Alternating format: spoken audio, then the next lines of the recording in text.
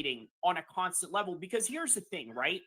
We always notice every year the UFC keeps getting better and better and better. And we got to ask, why is that? Well, it's because the competition is getting better, the level of skills are getting better. And not only are all of those things getting better, the events, the partnerships that they're building around the world, whether it's with TKO or the Saudis, or maybe even India next, with obviously Conor McGregor possibly fighting Logan Paul. And then you got John Jones versus Tom Aspinall, possibly the biggest heavyweight matchup in all of UFC's history, without Francis Ngannou in the mix. And who knows, maybe we'll get Francis Ngannou in the middle of that. Or we'll also get Alex Pereira finally fighting Ankalaev, considering Ankalaev did start off the 2024 as a headline for Fight Night against Walker. But either way, this is a great year of fights, great year of MMA, great year of boxing, which is something that I also cover. I can't wait for 2025 and what comes next. So this is a great year. I wish everybody a great night, and I will see you in the next one, inshallah. For everybody in the chat and everybody staying, please stay. And don't forget to like.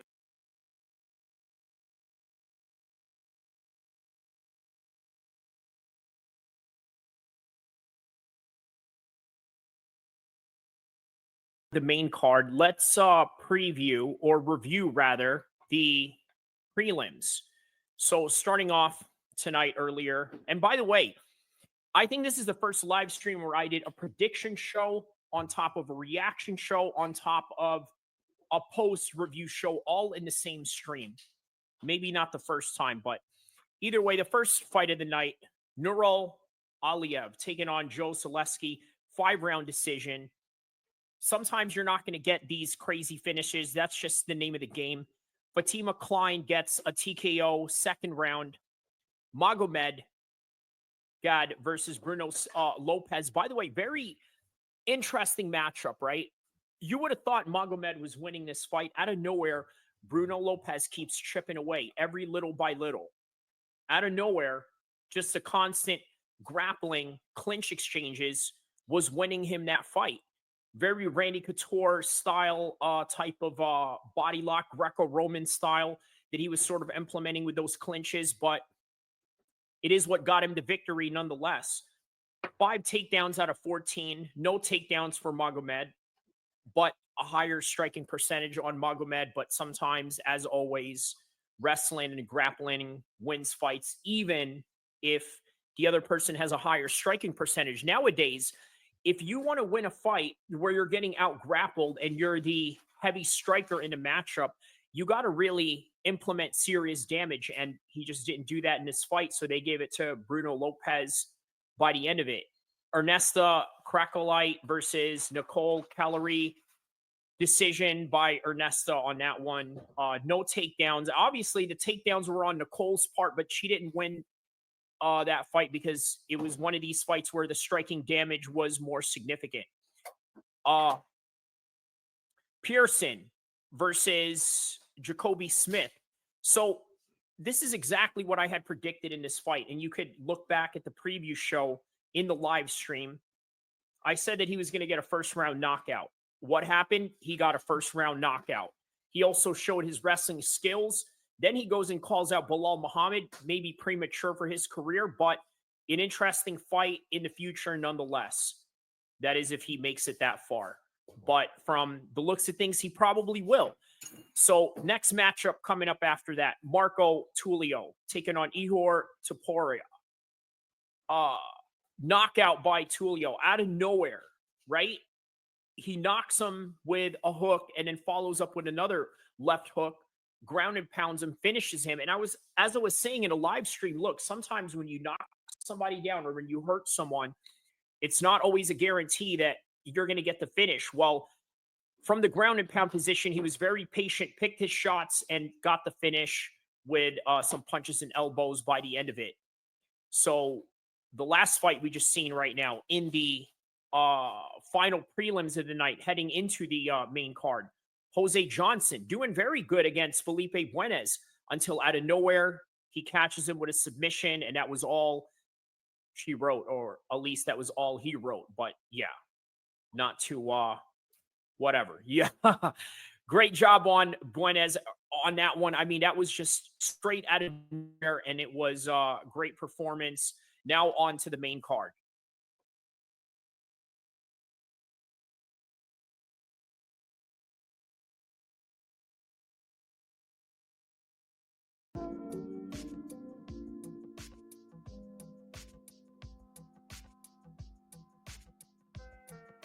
So far, we've probably seen two knockout of the years here. I mean, let's really analyze this, right? The Hassan Razak knockout by Cesar Almeida is one of them. First round, 14 seconds in. What was another knockout earlier tonight that was quite prominent? The Felipe Buenas fight. No, that was a submission.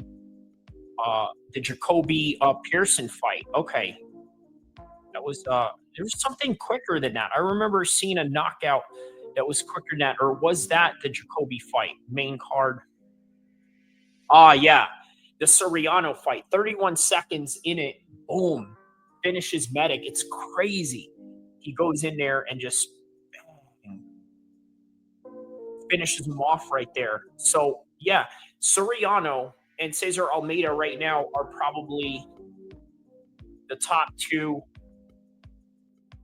knockout of the year so far. 2025, that's the first two knockout of the year.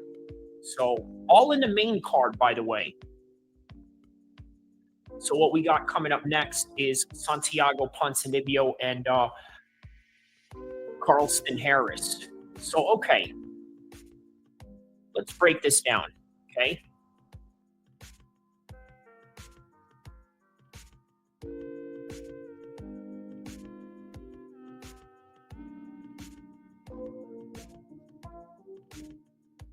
All right. Let's go through and give a little breakdown of the entire card. So, first and foremost, starting at 8 minutes and 33 minutes, we're going to give the full main card breakdown. So, 5, 4, 3, 2, 1. Here it is. Full card breakdown. All right. Starting with the main card portion of the night. So, as I was saying, there's two knockout of the years that we got out of the main card tonight. So far, right now, we got Soriano with a 31-second knockout against Medic out of nowhere.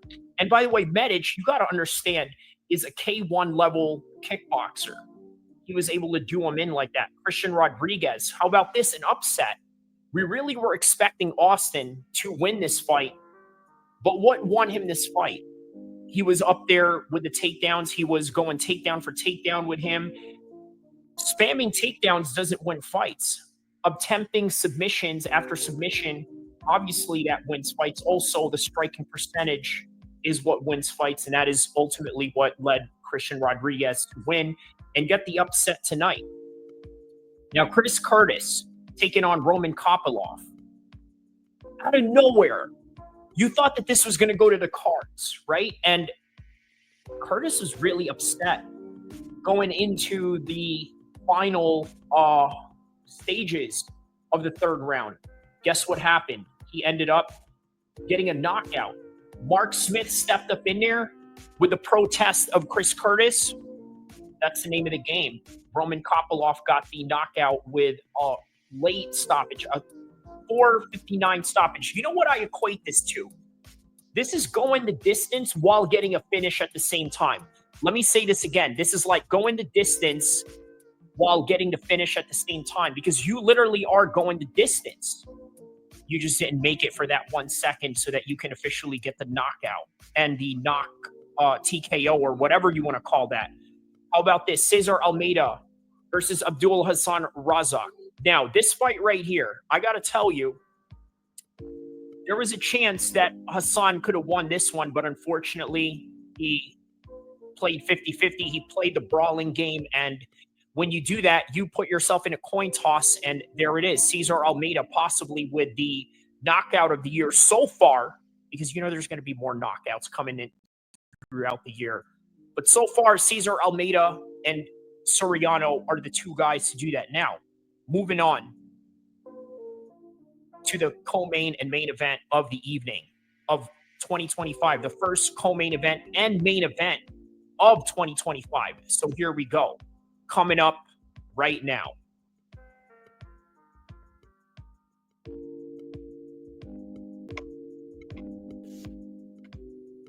All right. And so here we go. Round one, Ponzinibbio taking on Harris, the co-main event. Reacting while giving a preview, while reacting live to the fight that is going on right now. So here we go. Ponzinibbio at 4:33, 4:32 of the first round. Ponzinibbio's trying to walk him down. Nice little leg kick right there by Harris. Nice jab by Harris. He had a 7-fight win streak going into this fight.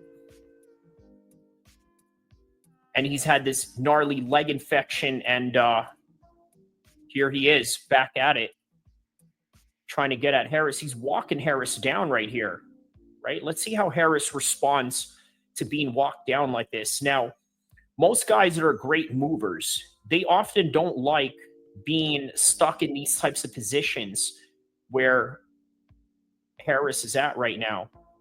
But he's allowing Ponzinibbio to sort of close the distance on him, but at the same time backing him up against the cage. Now, if Ponzinibbio was a grappler or somebody that shoots double legs or something to that extent, he would absolutely take advantage of that. Just change levels as soon as you get him near the cage, because, hey, once you get them near the cage and you can shoot in for a double leg, they're at least going to hit their back onto the cage and you can work something there. But the way that it's going right now with just 2 minutes into the fight, Ponzinibbio looks like he wants to continue striking with Harris. Maybe he sees something in Harris's game right now that we may not see it. Okay, there it is. There's Harris right there shooting in for a takedown. Now they're in the clinch position. Okay, great. That was a great way to break the rhythm right there. So sometimes when you got a striker like that walking you down, it's the best way to kind of offset them, surprise them with a little bit of a takedown, and go from there. Nice high kick right there by Harris. 2:25, 2:24 left into the first round.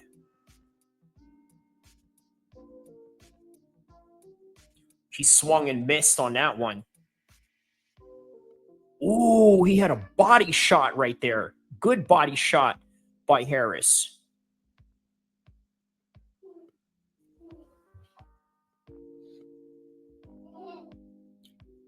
Now, 2 minutes left into this first round right here. Let's see how each man responds as we go on.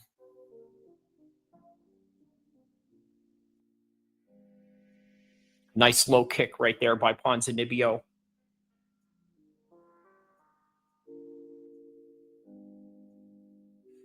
Yeah, it is in the first round very tentative on their part, but now they're starting to kind of open up an exchange right here. Yeah, Harris is starting to find a rhythm right here just at the end of the first round. After the whole first round, him getting walked down the way that he did.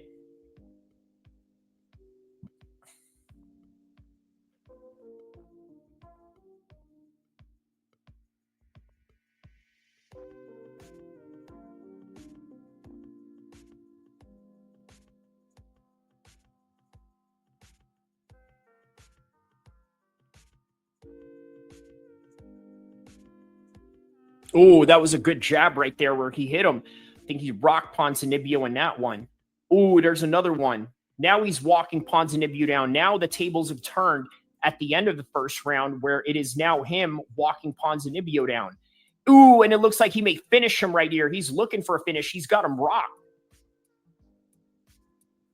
And it was in the back of the head as well, just so we're clear on that one. That was a clear back of the head shot, and that was noticed by Michael Bisping right there. Now, with just 20 seconds left into the first round, let's see where this goes. Good jab by Harris right there. Ooh, he just rocks him right there. He's looking to get the finish right here. After he got the knockdown right there, look, is he going to try to finish? He's going to try to finish swinging for the fences. Look at this. He missed. What was that? What was that? Oh, okay. So a little review on that first round, right? Ponzinibbio was doing a very good job of walking him down. As he was walking him down, eventually the tables have turned. Now it was Harris that's walking him down, rocked him at the end of it. So let's see how he's going to react to this in the second round. Second time around, let's see. I have a feeling that going into the second round, he might get clipped and he might get hurt. And so his coach is saying that you're leaving your chin real low out there. Yeah, real frantic end of the round right here. Boom. That's a right hand right there. He throws it at a different angle. It's like, let's take a look at what kind of angle this. It's very weird. It's almost like it was hard for him to see that coming, the way that he sort of curved that shot. All right, here we go. Ponzinibbio, round number 2.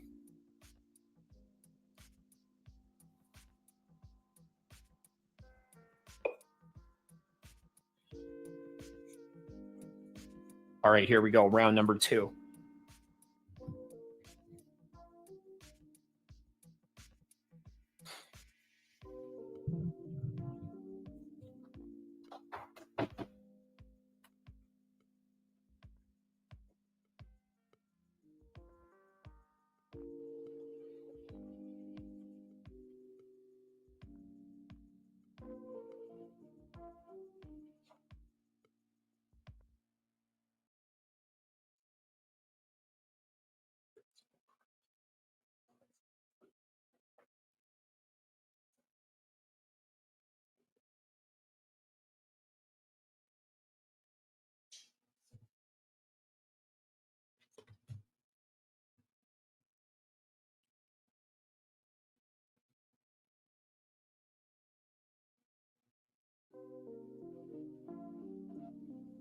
All right, so as we continue on, 1 minute down onto the second round right now, and looks like they're a little bit more even going into this now, a whole lot even.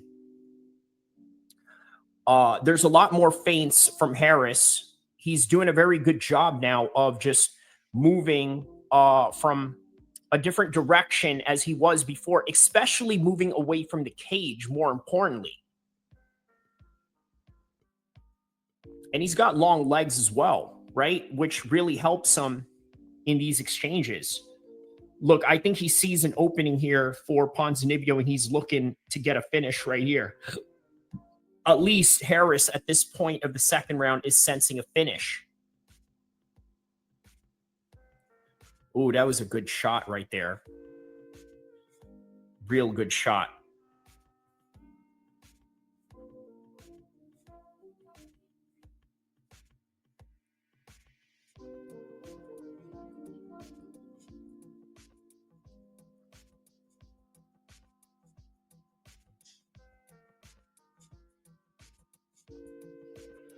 I don't know why I had that co-main event coming up. This is the co-main event as we're already covering this right now. And yeah, reacting to it live. But in the future, while you're watching this, you're probably going to see this same audio in a recorded form, right? But obviously recorded from this live just to preview this whole entire card. So here we go. With about 2 minutes and 19 seconds left into the second round, they're just swinging away at each other right now. At this point, significant strikes for Ponzinibbio is at 37 and 46 for Harris. He sort of knocks Ponzinibbio down with a little bit of a slip there, but nothing too much to really worry about on the part of Ponzinibbio. Now they're fighting in the center of the octagon right now, as opposed to the beginning of the first round where it was Ponzinibbio walking him down, and only for Harris to come back and mount an offense on him as well. Well, now here we are, 142, 141, 139 of the second round. 137. And it's really good sequences on the part of Harris going to the body like that.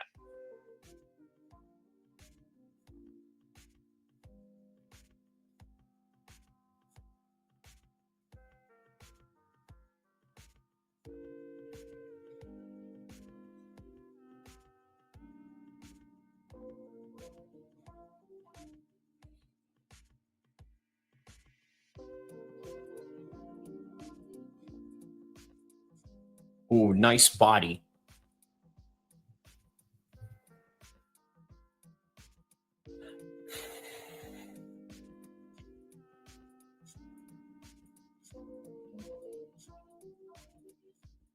Ooh, those are some nice exchanges right there.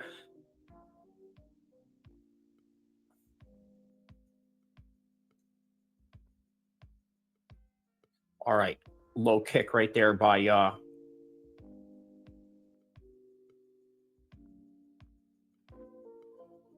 yeah, Ponzinibbio gets dropped a lot in a fight, right? I mean, that's fair to say, isn't it? He gets dropped a lot. Now we're heading into the third round right now of Ponzinibbio versus Harris. Here we go, going into the third round as we speak. Nice jab by Harris there.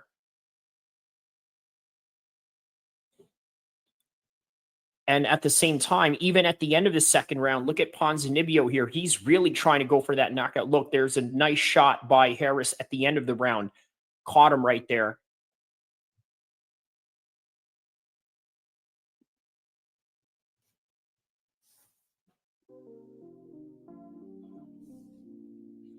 Now, at the end of this round, second going into the third, Harris is being told by his corner, hey, look, we don't know whether you're winning this fight or not, but you need to fight with a sense of urgency. And again, this is what most real good corners will tell you going into a third round. One of the worst type of corners you have are the type of people that will say, nah, you're doing good, bro. Nah, you're doing good. Bro's doing good. And then you're really not, or it's really close. And yeah, it's really good that his corner is giving him that sense of urgency. Now let's head on to the third round, see how this goes.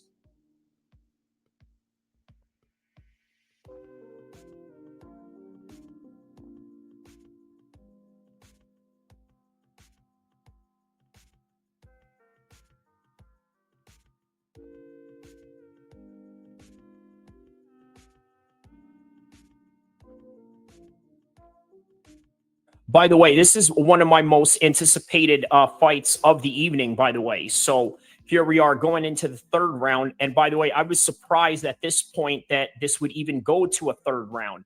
And then there's a takedown attempt at the beginning of the third by Harris, only for him to get pushed away and literally thrown away by Ponzinibbio. And now he's on the ground in an up-down position with Ponzinibbio throwing leg kicks at him from the top.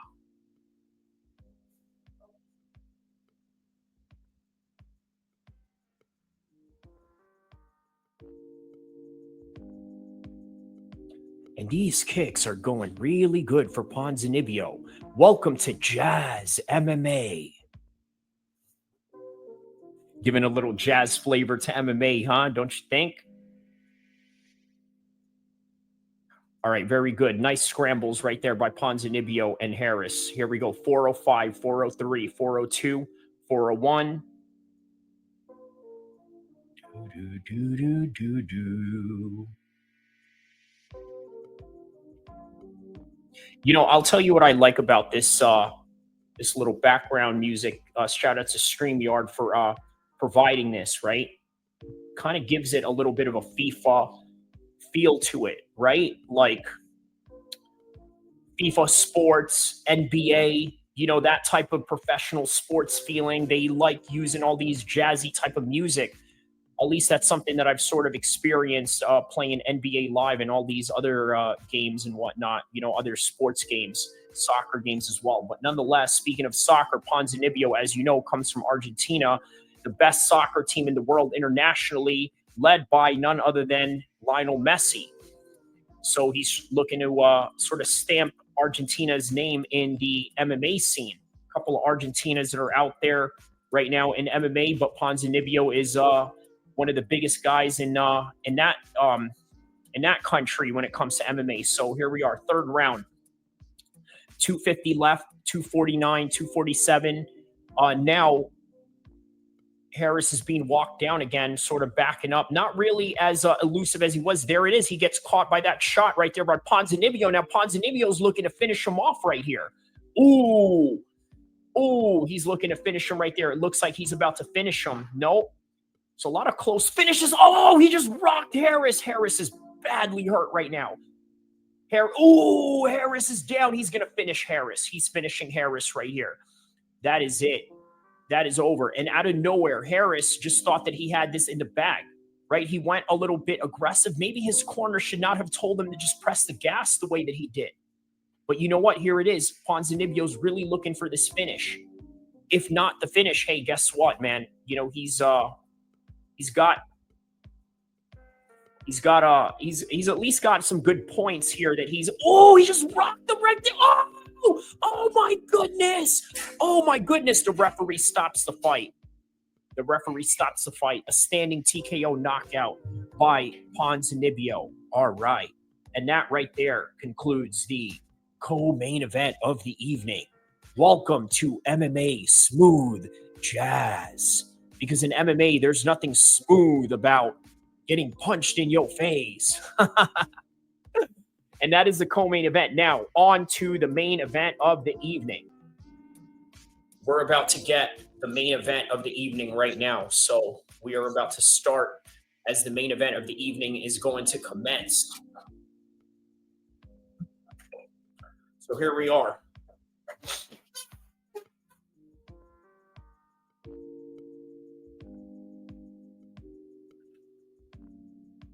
How about that? Tatiana Suarez taking on Weili Zhang.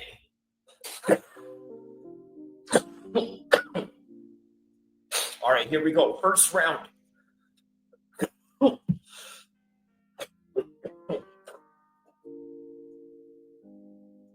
Nice leg kick by Mackenzie Dern right there.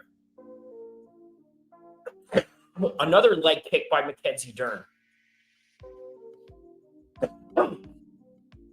As Ribas is looking to close the distance, there was a good front kick right there by Mackenzie Dern. There's another leg kick right there by Mackenzie Dern. Very good, starting off the fight with calf kicks and then continuing on from this point right here. There it is, 1-2 shot by Mackenzie Dern.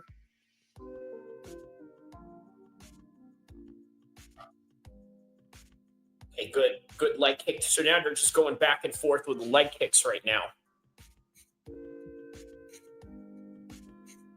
Very aggressive approach by both of them. Good start.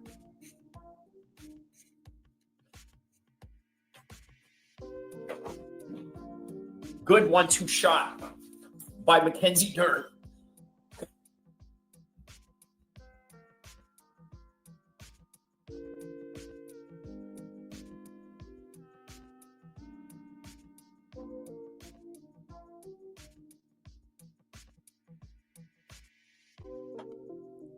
Unfortunately, a lot of people do forget that Mackenzie Dern was pregnant and then had to come back very soon, very early into her mixed martial arts career because people are sort of pushing her to be the next Ronda Rousey. Well, here's the thing with Ronda Rousey. She sort of did the right thing, right? In terms of, hey, you know what? I'm going to fight right now, not have kids, and then worry about having kids later. Whereas with Mackenzie Dern, what she did was she had kids and then she wanted to continue on with her career. And that begs me to question just overall different lifestyles outside of the octagon. I mean, obviously there's this aspect of, you know, pressuring people to go into the workforce, you know, certain genders and whatnot, but whatever, right?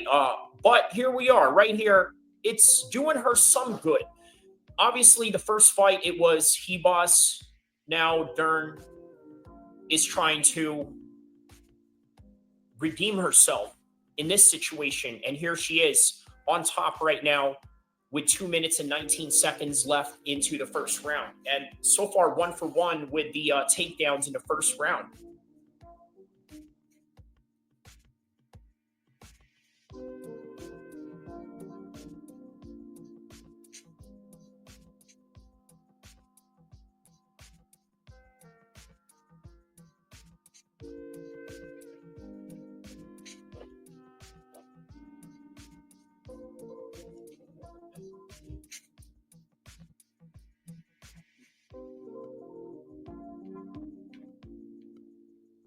Yeah, very creative on the part of Mackenzie Dern and Ribas right here. 1 minute and 35 seconds left of the first round.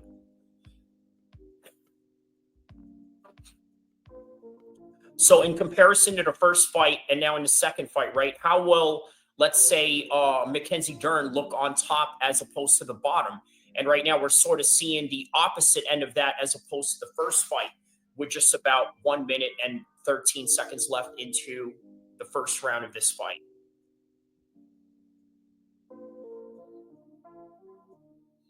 She's really not trying to give up any positions to Dern at this point.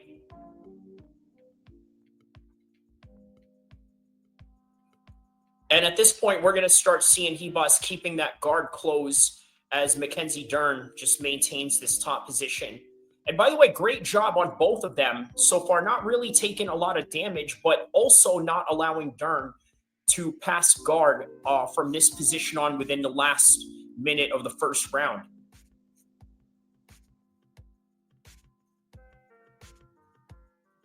Yeah, this is good ground control time by Dern. And we do have 5 rounds of this, so let's see how this is going to go, all 5 rounds.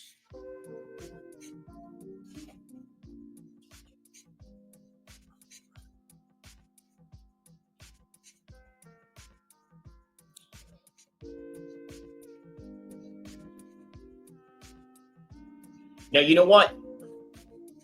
The fact that Dern was on top, what she wants to do is create as much damage as possible. Now, did she do that? Maybe not so much, right? And I got to tell you, the more damage that you do when you are on top, the more that you are able to, let's say, zap out their stamina, zap out their energy, and creating more advantages for yourself. Now, right now, Amanda Ribas' corner is telling her in between the first and second round, you got to use your kicks. And the corner is saying that she does not want to punch Ribas or get into a punching match with her in any kind of way. And at this point, they were honest with her from the first and the second round, saying, hey, you know what? That last round was hers.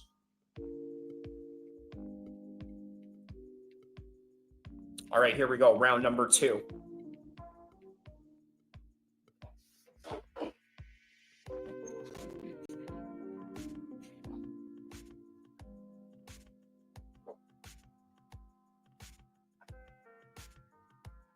Yeah, definitely a Mackenzie Dern round on that one.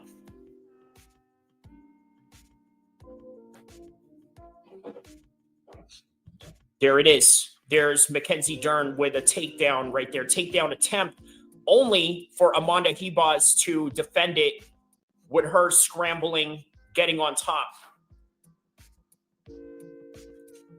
Now, you look at the difference between the jiu-jitsu of Dern on the bottom as opposed to Ribas on the bottom. That kind of shows you the difference of their jiu-jitsu abilities and the discrepancy between their skill levels in there. I mean, Mackenzie Dern's dad grew up doing nothing but jiu-jitsu with her. She's used to being in these positions. She's comfortable being in these positions, being on her back, and also being able to create these little mini wizards that she has going on. Look at the way that she's trying to escape from that wizard that Ribas is putting on her from the top position. Now, at this point, with 3 minutes and 44 seconds left in the second round, I'm not really sure if Ribas is trying to transition into perhaps a half guard or just continue to operate on the full guard position. I got to tell you, it's a lot harder to keep somebody off when they are on a half guard position, especially in MMA, specifically MMA. I'm not talking about pure grappling matches because there's a lot of opportunities in half guards and just pure grappling matches. However, in MMA, half guard is awesome because you can rain punches and stay there all day and remain top control as long as you're punching.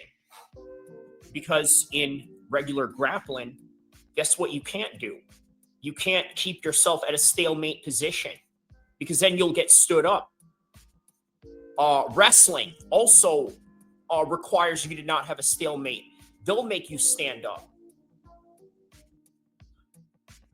So, yeah, Dern has been now taken down by her last 3 opponents. Look, she's not a wrestler.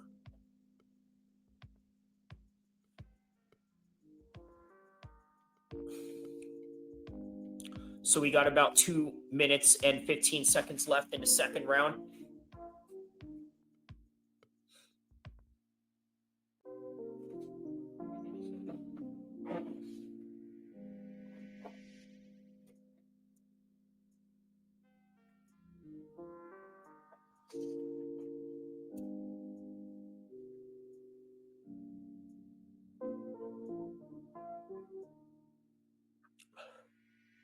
Yeah, Michael Bisping just said in the commentary right now that cracking somebody in the face is really what sort of discombobulates your plan.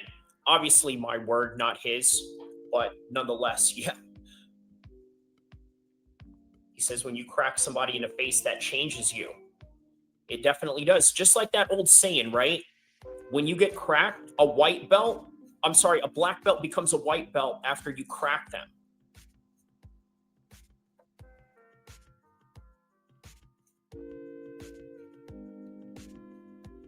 Oh, wow. Here we go. She's going for an omoplata right here. We're just about a minute left in the second round. Wow. She caught her out of nowhere with that.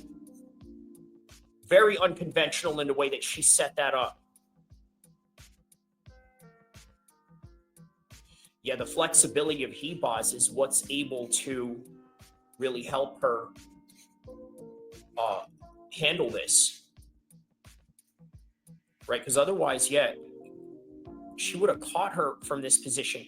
Okay, now Ribas rolls back. She rolls her back. It's good elbows there from Ribas. Oh, wow. Look at this. Wow. That is... Wow, man. That is a crazy position. Wow, man. This is high-level scramble right here.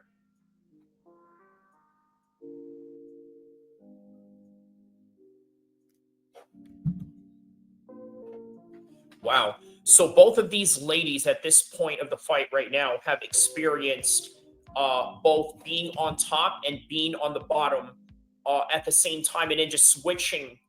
Great grappling and scrambles. I'm going to expect that this is what we're going to see out of Islam Makhachev and Arman Tsarukyan coming this weekend. And again, there's still no particular updates yet. Or maybe there is, maybe in the future, but not in this particular live stream or recording that you are listening to right now. There's no confirmed word as of yet what will happen with the UFC 311 weekend fight that's supposed to take place in LA, obviously, because of the wildfires that have been going on in California in the recent events. All of that remains to be seen and still in question. Mackenzie Dern's corner is telling her she's doing very good, doing very great. Now heading into, I believe, the third round. All right, so there it is. They're advertising Arman Tsarukyan and Islam Makhachev, so that means that it's still on. Because they're not saying anything otherwise. Maybe the area that they're at, the Sophie Stadium in LA, maybe that's not affected. But anyways, here we are, third round, as we focus into the review of Amanda Ribas and Mackenzie Dern. At least a review that you are watching in the future, in which this is being live recorded right now for a recording later on to a review, which is what we're doing right now and what you're listening to, at least in the present time and in the future, regarding UFC Fight Night, Mackenzie Dern and Ribas. Here it is, third round, 420, 419, 418. If you guys are syncing up, boom, there's a nice kick right there by Ribas. If you guys want to sync up, 411, 410 in the third round, 408, 407. There's a body lock with Mackenzie Dern clinching up. Very good job on the part of Ribas to sort of defend that with a wizard and the strikes at the same time. Yeah, I like this vibe. Hey, by the way, shout outs to StreamYard for providing this particular soundtrack right here, right? It's a nice, cool little beat. And you know what? I'll be honest. A lot of the different content creators that I'm inspired by, such as Hatman Strikes Back, Boxing Ego, a lot of these boxing guys, right? Zayn Musa Boxing, they sort of give me a little bit of that inspiration, right? That cool vibe feeling. Because, you know, I usually like to do content that's wild and crazy where you got to expend a lot of energy into things. And sometimes it's cool to just do things in a chill way, or I do a little bit of both. Like the flow of jiu-jitsu, which is what we're witnessing right now with Amanda Ribas and Mackenzie Dern. 250, 249, 247, 246 of the third round. Now she's throwing in the elbows right there. Very Tony Ferguson-esque like. And very good job on Mackenzie Dern throwing these elbows from the bottom here in the third round. 230 left, 229, 227. There it is, more elbows. And you know what? It's not the worst idea for Ribas to take Mackenzie Dern down. But guess what? When you take her down, this is what you get. Look at this. There's a submission attempt right here with a armbar. Look at this. This is deep. This is deep. Is this going to sink in? How deep is this? Let's see. Is this deep enough? Again, like I said, jiu-jitsu, yes, a sport that can rip limbs, but reality is that you got to be a very relaxed person to really express yourself in that art of jiu-jitsu. And right now, Mackenzie Dern is trying to throw some knees there.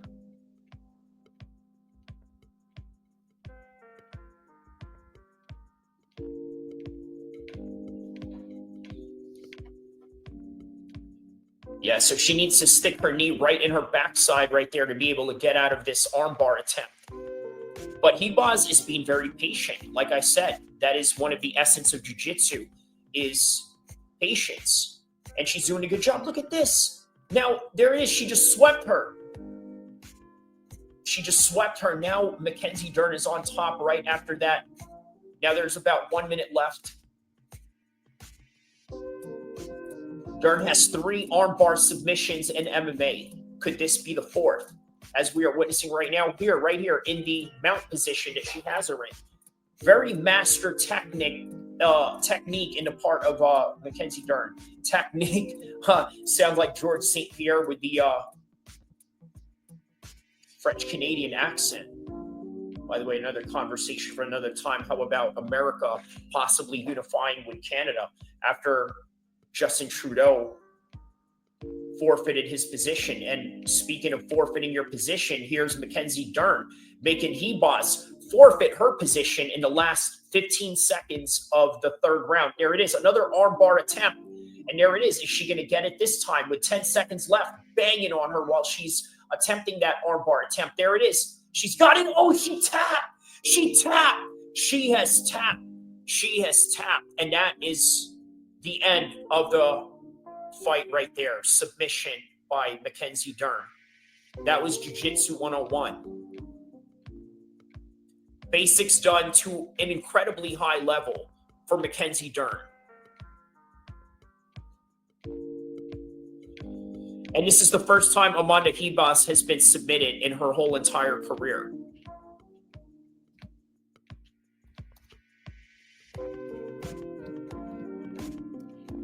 Only 4 months old after her pregnancy, she came back to fight her. And here she is winning once again. Amazing story. Amazing story. So now that we broke down the technique of everything that we had just witnessed, right? Limb by limb, scramble for scramble, punch for punch, scrap for scrap. Now that we went through all of that, what did we learn here as a life lesson in the win of Amanda Ribas? I'm sorry, or the loss of Amanda Ribas with her first win against Mackenzie Dern. Now Mackenzie Dern coming back winning in the rematch. MMA is an extremely unpredictable sport. And as a result of that unpredictability, you can never count anybody out in a rematch, whether it is a rematch or a rubber match or a quadrilogy, just like Manny Pacquiao and Marquez. Did you expect that to happen? No. Well, did you expect this to happen? No. But what did we really learn in terms of understanding factors of athletes and what it is that they go through? Well, here's one thing that we learned out of this, right? Is that number one, circumstances are a real thing. A lot of people like to call them excuses, but in reality, are they really excuses? Can we really doubt the fact that, hey, you know what? There is a good reason why this person is going through whatever he's going through, and it is a reason why he's performing like the way that he's performing in a subpar way. Nobody likes to take that into consideration because I've said it in previous live streams. I've said it in previous videos, is that people only care about the results on paper. And most of the times, they don't even look at the game. They only look at the highlights, not even the highlights. They just go on Google and look up, hey, Manchester City versus Salford City. What's the score? Matter of fact, let me take a look at what that is. Okay? What is the score for that, since it garnered my curiosity about that. Let's see. There you have it. Manchester City versus Salford, 8-0. Now, when I look at a result like this, do I say to myself, hey, you know what? Maybe Salford had an excuse. What excuse is that? Well, I don't know. Maybe they're just not that good. Was that true? Are they really not that good? No, the reality is that no one really cares. No one really knows. But the reality is that there is only the result, and that is all that we see. And sometimes not even the highlights or the whole game, but just rather what is on paper. And that's what I meant when I compared the John Jones Matt Hamill loss as a blessing for Matt Hamill and his inspiration to people around the world. Don't forget to like and subscribe. Stick around, chat, because we got more to ride.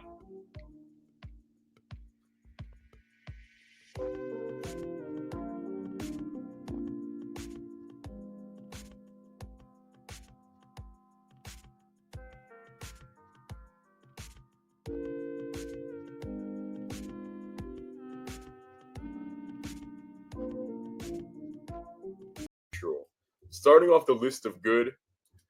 Oh, this actually, he's gonna go into neutral too, because this guy's he's wild as shit sometimes. But he's I'm telling you, El-Kheer, he's wild as shit.